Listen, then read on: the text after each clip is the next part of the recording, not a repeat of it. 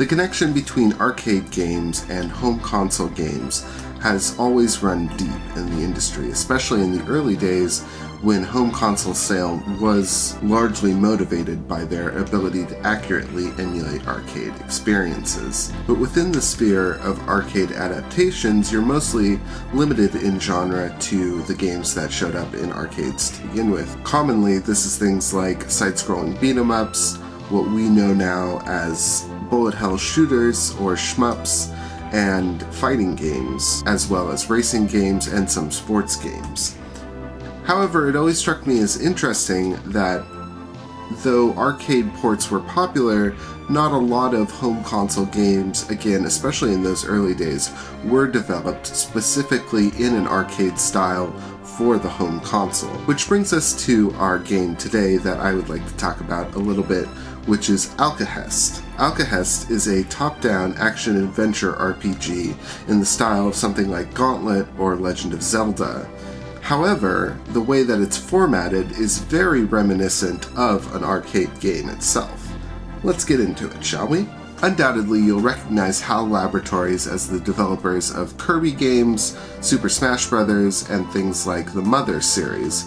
And these series and IPs are so iconic for them that it's often overshadowed their other interesting, lesser-known video game output.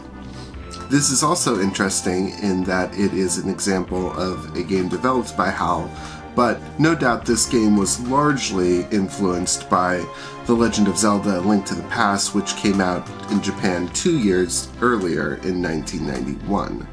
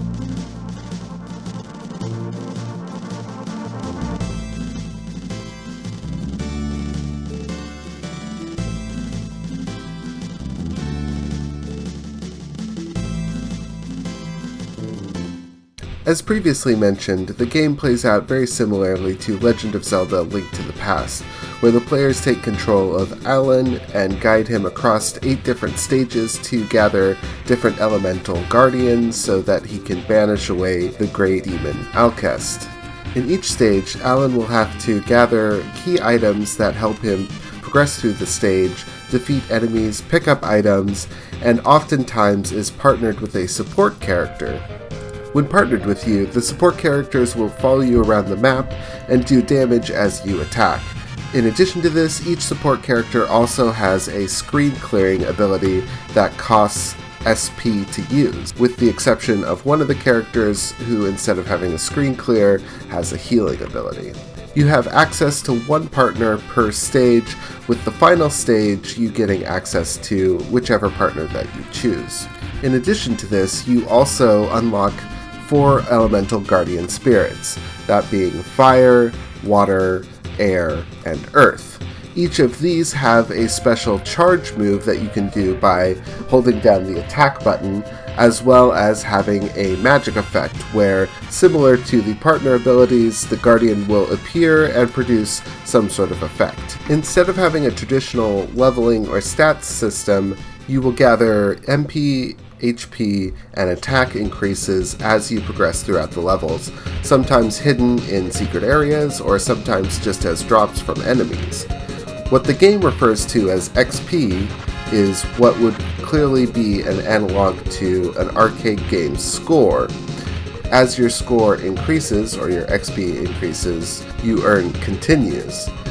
Whenever your health is depleted, thankfully, instead of starting you back at the beginning of the stage, it starts you at the beginning of whatever screen you entered, which I think is a very generous addition. Also, following in the arcade style, instead of progressing across an interconnected world like in a Legend of Zelda game, each level is broken up into 8 distinct stages, and those stages themselves usually broken up into 2 or 3 different distinct locations. Oftentimes, it's impossible to progress backwards in the game, keeping you constantly moving forward. The only times when this isn't true is in the instance of you being in a location where you have to traverse back and forth across multiple areas, but this is never the case for moving in between distinct stages. Also, much like an arcade-style game, this game doesn't feature a save system or battery backups. Instead, there is a password to get you to each individual stage. Another interesting thing in this game is the addition of floor panels that affect how the character moves or acts. In the beginning of the game, this is relegated to dash panels, which will propel the player forward in an attack motion, usually killing anything in its path with one hit, as well as jump panels, which will jump the character forward or in the specified direction.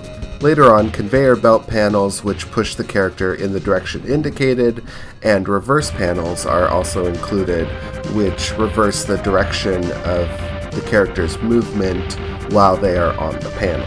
One of the fun side effects of it being a HAL Laboratory game is that the music is composed by Jun Ishikawa, longtime Kirby series composer.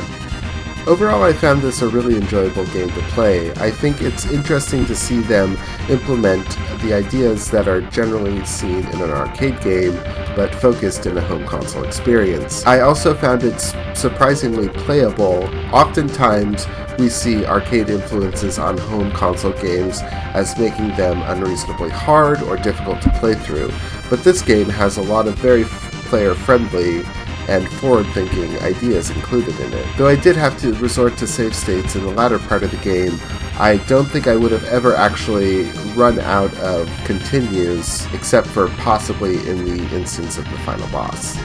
I really only had a few issues when I was playing this game. The biggest is how the game controls, unfortunately.